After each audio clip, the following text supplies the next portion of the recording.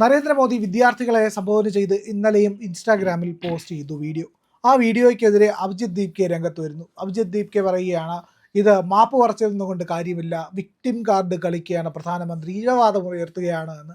ശരിക്കും ഇരയാക്കപ്പെട്ടത് ഇവിടുത്തെ സർക്കാരാണ്, ഇവിടുത്തെ സംവിധാനമാണ്, പോലീസാണ്. അവർക്ക് നേരെയാണ് കൊടും ആക്രമണം അഴിച്ചുവിട്ടത്. എന്നിട്ട് ഇവർ പറയുകയാണ് ഈ വിദ്യാർത്ഥികൾക്കെതിരെ നിന്നത് സർക്കാരാണെന്ന്. ഇത്രയും കാലം ഈ കഴിഞ്ഞ 2 പതിറ്റാണ്ടിലേറെ ഉണ്ടായിട്ടുള്ള ചോദ്യപേപ്പർ ചോർച്ചകൾ എടുത്തു കഴിഞ്ഞാൽ കഴിഞ്ഞ 10 വർഷം ഏറ്റവും കുറവാണ് എന്നുള്ള യാഥാർത്ഥ്യത്തെ മറച്ചു വെച്ചുകൊണ്ട് ആ പറയുന്ന കപിൽ സിബലിനോടൊപ്പം വരുന്ന 7-8 തവണ ചോദ്യപേപ്പർ ചോർത്തിയ കപിൽ സിബലിനോടൊപ്പം വരുന്ന ദീപ്കയൊക്കെ വന്ന് നിന്നിട്ട് മോദിക്കെതിരെ പ്രസംഗിക്കുകയാണ്.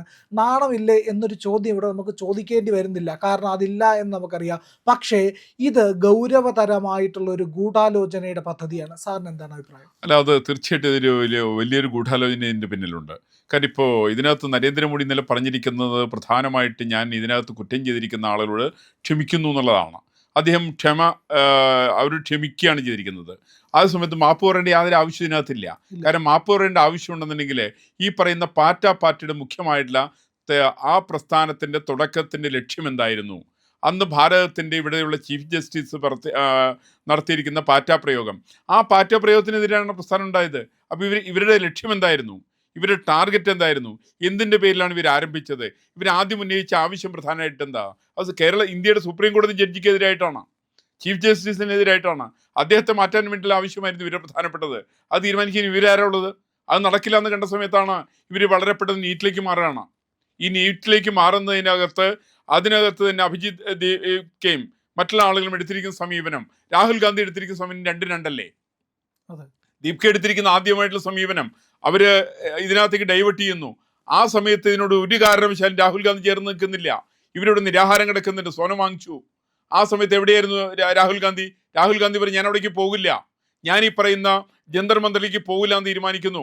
അദ്ദേഹത്തിന്റെ സഹോദരി തീരുമാനിക്കുന്നു, പ്രിയങ്ക ഗാന്ധി, ഞങ്ങൾ രണ്ടുപേരും അവിടേക്ക് പോവില്ല, കോൺഗ്രസ്സുകാർ അവിടേക്ക് പോവില്ല, മറിച്ച് ഞങ്ങൾ പോകുന്നത് ഇന്ത്യൻ പ്രധാനമന്ത്രിയുടെ വീടിന്റെ പടിക്കലേക്ക് സത്യാഗ്രഹത്തിന് വേണ്ടി പോകാനായിട്ട് അവർ തീരുമാനിച്ചത്. നമുക്കറിയാലോ, കേരളത്തിന്റെ മുഖ്യമന്ത്രിയെയും അതേപോലെ തന്നെ കർണാടകത്തിന്റെ മുഖ്യമന്ത്രിയൊക്കെ ഈ മരിച്ച വീട്ടിൽ പോയിരിക്കുന്ന മാതിരി അവിടെ പോയിരുന്നത്. അത്രയ്ക്ക് ദയനീയമായിട്ടുള്ള അവസ്ഥ.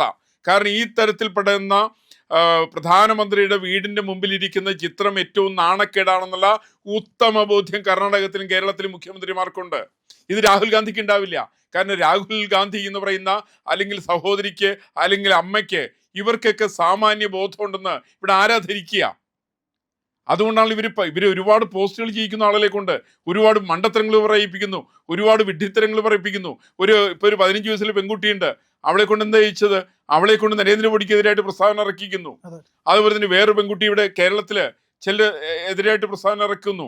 അവർ നരേന്ദ്രമോദിയുടെ അമ്മയെ വിളിക്കുന്നു, അമ്മയുടെ ചാരിത്രത്തിൽ സംശയം പറയുന്നു. അച്ഛൻ മരിച്ചിട്ട് 3 വർഷം കഴിഞ്ഞിട്ടാണ് നരേന്ദ്രമോദി ജനിച്ചതെന്ന് തുടങ്ങിയിട്ടില്ല. താൻ ഈ ആഭാസകരമായിരിക്കുന്ന കാര്യങ്ങൾ ഈ പറയുന്ന ആളുകളെ കൊണ്ട് ചെയ്യിക്കുന്നു. ഇതിനകത്തൊരു സാമാന്യ മര്യാദ വേണ്ടേ? നിങ്ങൾക്ക് എതിർക്കാം, ആരെ വേണമെങ്കിലും എതിർക്കാം, പക്ഷേ എതിർക്കുന്ന ആളുകളുടെ വ്യക്തിപരമായിരിക്കുന്ന വിഷയങ്ങളിലേക്ക് കടക്കാതിരിക്കുന്ന കാര്യത്തിൽ ഒരു ശ്രദ്ധ അനിവാര്യമായിരുന്നു. അതൊരിക്കലും രാഹുൽ ഗാന്ധിക്ക് ഉണ്ടാവില്ല. കാരണം രാഹുൽ ഗാന്ധിയെ സംബന്ധിച്ച് ഈ പാർലമെന്റ് സെഷൻ കഴിഞ്ഞാൽ അങ്ങനെ എവിടേക്കാ പോവുക? ചിലപ്പോൾ യൂറോപ്പിലേക്ക് പോകും, അല്ലെങ്കിൽ പട്ടായയിലേക്ക് പോകും. ഈ തരത്തിൽപ്പെട്ട പ്രവർത്തനങ്ങൾ നടത്തുന്ന രാഹുൽ ഗാന്ധിക്ക് ഇന്ത്യൻ ജനതയുടെ മനസ്സറിയില്ല. ഇപ്പൊ ഞാൻ വേറൊന്ന് പറയട്ടെ, അതിന് സമരത്തിലുണ്ടായിരുന്ന മറ്റൊരു ലേഡിയാണല്ലോ പ്രിയങ്ക ഗാന്ധി. ആ പ്രിയങ്ക ഗാന്ധിയുടെ വയനാട്ടിൽ ദുരന്തം ഉണ്ടായല്ലോ. ആ ദുരന്ത സമയത്ത് എവിടെയായിരുന്നു? ഇന്നിപ്പോൾ കേരളത്തിൽ ദുരന്തം നടക്കുന്നുണ്ടല്ലോ, നിരവധി ആളുകൾ മരിക്കുന്നുണ്ടല്ലോ. ഇതിനെക്കുറിച്ച് ഇവരുടെ അഭിപ്രായം എന്താണ്? ഇവരുടെ അഭിപ്രായം ആകെ വരുന്നത് ഇന്ത്യൻ രാഷ്ട്രീയം ഏത് തരത്തിൽ കലക്കിയിട്ട് അത് കോൺഗ്രസിന് ഗുണകരമാക്കി മാറ്റാൻ വേണ്ടി സാധിക്കും, അത് ജോർജ് സോറോസിന്റെ താല്പര്യങ്ങൾ സംരക്ഷിക്കാൻ വേണ്ടി സാധിക്കും. ഇത് മാത്രമാണ് ഇവരുടെ ടാർഗറ്റ്. ഈ പറയുന്ന നറേറ്റീവ് സൃഷ്ടിക്കുന്ന കാര്യത്തിൽ ഇവർക്ക് ഒരു പങ്കുണ്ടെന്ന് ഞാൻ ധരിക്കുന്നില്ല. നറേറ്റീവ് സൃഷ്ടിക്കുന്ന മുഴുവൻ അമേരിക്കയിലെ വൻ വ്യവസായികളാണ് തീരുമാനിക്കുന്നത്. അവർ തീരുമാനിക്കുന്ന നറേറ്റീവ് ഇവിടെ കൊണ്ടുവന്നിട്ട് ഇംപ്ലിമെന്റ് ചെയ്യാനുള്ള ശ്രമത്തിലാണ്. അവിടെയാണ് നരേന്ദ്രമോദി പറയുന്നത്, ഞാൻ എനിക്കെതിരായിട്ടുള്ള ആരോപണങ്ങൾ ഉന്നയിച്ച ആളുകളോട് ഞാൻ ക്ഷമിച്ചിരിക്കുന്നു എന്ന് പറയുന്ന സമയത്ത് 2 തരത്തിൽ രാഹുൽ ഗാന്ധിയുടെ പ്രസ്താവന അങ്ങനെ അതുകൊണ്ടൊന്നും കാര്യമൊന്നുമില്ല, അതിന് പറയാനുള്ള അർഹത നരേന്ദ്രമോദിക്ക് എന്താണുള്ളത് എന്ന് രാഹുൽ ഗാന്ധി ചോദിക്കുന്ന സമയത്ത് ദീപ്കെ ചോദിക്കുന്ന ചോദ്യം മറ്റെന്താണ്? അതുകൊണ്ടൊന്നും കാര്യമായാലും നടപടി എടുക്കരുതെന്നാണ് അദ്ദേഹത്തിന്റെ ആവശ്യം. എന്താ കാരണം?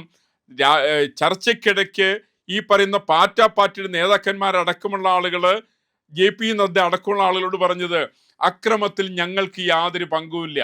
2500ഓളം വരുന്ന ആളുകൾ ക്രിമിനൽസ് അതിനകത്തുണ്ടായിരുന്നു. ചിലർ മറ്റേ മാനഭംഗ കേസിൽ പ്രതികളായിരുന്നു, ചിലർ ക്രിമിനൽ കേസുകൾ പ്രതികളായിരുന്നു.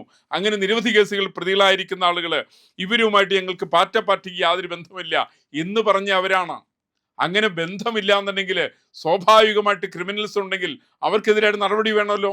ആ നടപടിയാണ് സർക്കാർ എടുത്തത്. ആ നടപടി എടുക്കുന്ന സമയത്ത് കയ്യും കാലൂട്ടടിച്ച് ഞങ്ങൾക്കെതിരായിട്ട് നടപടി എടുക്കരുത്. ഇപ്പൊ തന്നെ നമ്മൾ കാണാറുണ്ട്, മലയാള മാധ്യമങ്ങളിലൊക്കെ ഇന്ന് ഞാൻ ഒരു പത്രത്തിൽ വായിച്ചു, ഒരു 15 വയസ്സുള്ള പെൺകുട്ടി പറയുന്നു, എന്നെ കുറ്റവാളിയാക്കരുത്, എനിക്കിതിനകത്ത് പങ്കില്ല. ഇത് പങ്കുണ്ടല്ലോ എന്ന് നിശ്ചയിക്കുന്ന ഇവരാരാണ്? ഇവർക്ക് ഒരു ആവേശം വരുന്ന സമയത്ത് ഇവർക്ക് കയറി ഏറ്റുമുട്ടാനുള്ളതാണോ ഭാരതത്തിന്റെ പ്രധാനമന്ത്രി?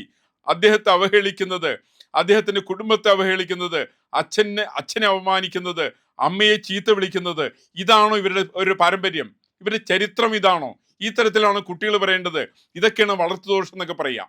ഈ തരത്തിൽപ്പെട്ട വളർത്തുദോഷം വരുന്ന കുട്ടികൾ ആരാണെങ്കിലും ആ കുട്ടികൾക്കെതിരായിട്ട് നടപടി അനിവാര്യമാണ്. അത് കുട്ടിയാണോ നോക്കിയിട്ടൊന്നുമില്ല, കുട്ടിയാണോ മുതിർന്നവരാണോ നോക്കിയിട്ടില്ല. ഇവർ ഈ തരത്തിൽ ഇന്ത്യൻ പ്രധാനമന്ത്രി ആക്ഷേപിക്കാൻ പാടില്ല, കേരളത്തിന് മുഖ്യമന്ത്രി ആക്ഷേപിക്കാൻ പാടില്ല, ഒരു സംസ്ഥാനത്തിന് മുഖ്യമന്ത്രിമാരെ ആക്ഷേപിക്കാൻ പാടില്ല, ഇന്ത്യയുടെ മാനബിന്ദുക്കളെ ആക്രമിക്കാൻ പാടില്ല, ഇവർ ഭാരതത്തിന്റെ രാഷ്ട്രപിതാവിനെ അവമാനിക്കാൻ പാടില്ല. ഇത് ആരെ അപമാനിച്ചാലും അതെല്ലാം ഭാരത വിരുദ്ധം തന്നെയാണ്. ഈ ഭാരത വിരുദ്ധമായിരിക്കുന്ന കാര്യങ്ങളെ ഒരു കാരണവശാലും ഒരു സർക്കാരിനും അംഗീകരിക്കാൻ വേണ്ടി സാധ്യമല്ല. ഇന്നിപ്പോൾ അതിന്റെ ഏറ്റവും വലിയ തെളിവാണിച്ചിരിക്കുന്നത്. ആ കേസ് എടുക്കുന്ന സമയത്ത് കയ്യും കാലിട്ട് അടിച്ചിട്ട് കാര്യമൊന്നുമില്ല. കേസ് എടുത്തിട്ടുണ്ടെങ്കിൽ അത് കുറ്റവാളികൾക്കെതിരായിട്ടുള്ള കേസാണ്. ആ കേസ് വരിക തന്നെ ചെയ്യും. ഇപ്പൊ നരേന്ദ്രമോദി പറഞ്ഞിരിക്കുന്നത്, ഞാൻ ഈ പറയുന്ന എനിക്കെതിരായിട്ട് പറഞ്ഞിരിക്കുന്ന ആളുകളോട് വ്യക്തിപരമായിട്ട് ഞാൻ ക്ഷമിച്ചിരിക്കുന്നു, എനിക്കതിനകത്ത് ഞാൻ പരാതി കൊടുക്കുന്നില്ല. അദ്ദേഹം പരാതി കൊടുത്തിട്ടില്ല. പക്ഷെ ഒന്നുണ്ട്, ഈ ഭാരതത്തിൽ 140 കോടി ജനങ്ങള് അവരെ സംബന്ധിച്ച് അവരുടെ പ്രധാനമന്ത്രിയാണ് ആക്ഷേപിച്ചിരിക്കുന്നത്. അത് ലോകാരാധനയായിരിക്കുന്ന പ്രധാനമന്ത്രിയാണ്. ആ പ്രധാനമന്ത്രി ആക്ഷേപിച്ചുകൊണ്ട് ലോകത്തിന് മുമ്പിൽ പ്രധാനമന്ത്രിയെ അവഹേളിക്കാനായിട്ട് ആരെങ്കിലും പരിശ്രമിച്ചിട്ടുണ്ടെങ്കിൽ ആ പരിശ്രമിക്കുന്ന ആളുകൾക്കെതിരായിട്ട് കേസെടുക്കേണ്ടി വരും. ആ കേസിനാണല്ലോ ഇപ്പൊ വരുന്നത്. ഇപ്പൊ നമ്മുടെ ഇവിടെ തന്നെ ചില സിനിമാ താരങ്ങളെ, സിനിമയിൽ പണിയില്ലാത്ത ചില ആളുകളുണ്ട്. അവർക്ക് സിനിമയിൽ പണിയില്ല. അവർ ചിലർ മലയാള ഭാഷയുടെ മാതാക്കന്മാരൊക്കെ ഉണ്ട് അതിനകത്ത്. അവര് മറ്റേ സിനിമയിലും പണിയില്ല, പരസ്യങ്ങളിലും പണിയില്ല.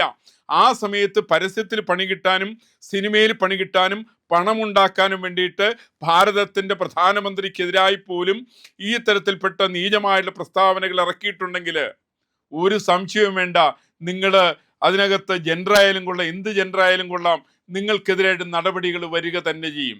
അതാണ് ഭാരതത്തിന്റെ ഭരണഘടന അനുശാസിക്കുന്നത്. ആ ഭരണഘടന അനുസൃതമായിരിക്കുന്ന വിദ്വേഷപരമായിരിക്കുന്ന പരാമർശങ്ങൾ നടത്തുന്ന ആളുകൾ ആരാണെങ്കിലും അവർക്കെതിരായിട്ട് നടപടിയെടുക്കേണ്ടത് ഈ നാടിന്റെ നിലനിൽപ്പിന് ആവശ്യമാണ്. അതൊരു പുതിയ ചരിത്രമൊന്നുമല്ല, എക്കാലത്തും അത്തരത്തിലുണ്ടായിട്ടുണ്ട്. ഇപ്പൊ നമുക്ക് ഇന്ദിരാഗാന്ധിയുടെ അഭിപ്രായ വ്യത്യാസം ഉണ്ടാവാം, പണ്ട് ജവഹർലാൽ നെഹ്റുവിന്റെ അഭിപ്രായ വ്യത്യാസം ഉണ്ടാവാം. കാര്യകാരണങ്ങൾ നിരത്തിയിട്ട് സ്ഥാപിക്കാൻ ഞാൻ തയ്യാറാണ്. കോൺഗ്രസ്സുകാരെന്ന് കേട്ടു നോക്കട്ടെ. അതിനകത്ത് തെറ്റായിട്ടുള്ള പദപ്രയോഗം നടത്തിക്കഴിഞ്ഞാൽ നെഹ്റുവിനെതിരായിട്ടോ ഇന്ദിരാഗാന്ധിക്കെതിരായിട്ടോ അവർ കുടുംബ പശ്ചാത്തലത്തെ സംബന്ധിച്ചോ അല്ലെങ്കിൽ അവർ ചരിത്രത്തെ സംബന്ധിച്ചോ ഒക്കെ തെറ്റായിട്ടുള്ള പ്രചരണം ആര് നടത്തിയാലും ആ നടത്തുന്നതൊക്കെ വ്യക്തിപരമായിട്ടുള്ള വിമർശനങ്ങളാണ്. ആ തരത്തിൽപ്പെട്ട വ്യക്തിപരമായിട്ടുള്ള വിമർശനങ്ങൾ എപ്പോഴും നാടിന് അപമാനം വരുത്തുന്നതാണ്, ഈ നാടിന് വിരുദ്ധമാണ്. ഈ നാടിന് വിരുദ്ധമായിട്ടുള്ള നടപടികൾ എടുത്തിരിക്കുന്ന ആൾക്ക് പറയുന്ന ആൾക്കെതിരായിട്ട് നടപടികൾ അനിവാര്യം തന്നെയാണ്. ഇത് തന്നെയാണ് നരേന്ദ്രമോദി പറഞ്ഞത്. രാഹുൽ ഗാന്ധിക്ക് ഇത് പകുതി മനസ്സിലായിട്ടുണ്ട്, ബാക്കി മനസ്സിലാവണമെങ്കിൽ ജോർജ് സോറോസിന് ചോദിക്കേണ്ടി വരും. ദീപ് കേക്കും കുറെ കാര്യങ്ങൾ മനസ്സിലാക്കിയിട്ടുണ്ട്. ടിയാനോ അമേരിക്കയിൽ നിന്ന് ചാടിപ്പോകുന്ന ആളാ. അപ്പൊ ഇനി മനസ്സിലാവണമെങ്കിൽ വേറെ ആളുകൾ വരും. ഈ പറയുന്ന രാഹുൽ ഗാന്ധിയുടെ ചെയ്തികളെ ഏറ്റവും കൂടുതൽ വിമർശിച്ചത് സോണം വാങ്ചുവിന്റെ ഭാര്യയാണ്. അവരാണ് പറയുന്നത് ഈ മനുഷ്യൻ ആത്മാർത്ഥതയില്ല. ഗീതാഞ്ജലി ആങ്മോ അവർ പറഞ്ഞു ഈ മനുഷ്യൻ ആത്മാർത്ഥതയില്ല, ഈ മനുഷ്യൻ സത്യസന്ധതയില്ല, ഈ മനുഷ്യൻ വിഷയങ്ങൾ പഠിക്കുന്നില്ല, ഇദ്ദേഹത്തിന്റെ ആവശ്യം കലക്കവെള്ളത്തിന് മീൻ പിടിക്കുകയാണ്. ഈ കലക്കവെള്ളത്തിൽ മീൻ പിടിക്കുന്നതിന്റെ കേവല ഉപകരണം മാത്രമാണ് ഈ മനുഷ്യൻ. മറിച്ച് വെള്ളം കലക്കിക്കൊണ്ടിരിക്കുന്ന ആള് അത് ജോർജ് സോറോസിനെ പോലുള്ള വൻകിട ആളുകളാണ്. അവർ വെള്ളം കലക്കുന്നു, ആ വെള്ളത്തിൽ മീൻ പിടിക്കുന്ന ഒരു പണിയായിട്ടുള്ള ഒരു വെപ്പണായിട്ട്, ഉപകരണമായിട്ട് രാഹുൽ ഗാന്ധിയും കോൺഗ്രസും മാറുന്നു എന്നുള്ളതാണ് ഏറ്റവും ചരിത്രപരമായിട്ടുള്ള ദുരന്തം. ശരിക്കതാണ്. ഈ ദുരന്തത്തെയാണ് വാസ്തവത്തിൽ നമുക്ക് ഒരു കാരണവശാലും അംഗീകരിക്കാൻ സാധ്യമല്ല. ഈ നാടിന്റെ പവിത്രത സംരക്ഷിക്കണം എന്നുണ്ടെങ്കിൽ ഈ തരത്തിൽപ്പെട്ട ദുരന്തങ്ങൾ ഇവിടെ നിന്ന് ഇല്ലായ്മ ചെയ്യുക തന്നെ വേണം. അവിടെയാണ് ഇപ്പൊ പറയുന്ന പാർട്ടിയുടെയൊക്കെ പ്രശ്നം. അതാണ് അവർ തുടങ്ങിയത് എവിടെയാണ് അവർക്കറിയില്ല. ഇത് കോൺഗ്രസ് പോലെയാ. കോൺഗ്രസ് തുടങ്ങിയതാരാ? ഹ്യൂമാണ്. ഹ്യൂമാരാണ് ബ്രിട്ടീഷുകാരാണ്. ബ്രിട്ടീഷുകാരിൽ എന്തായിരുന്നു അയാളുടെ പണി? അയാൾ ജില്ലാ കളക്ടറായിരുന്നു.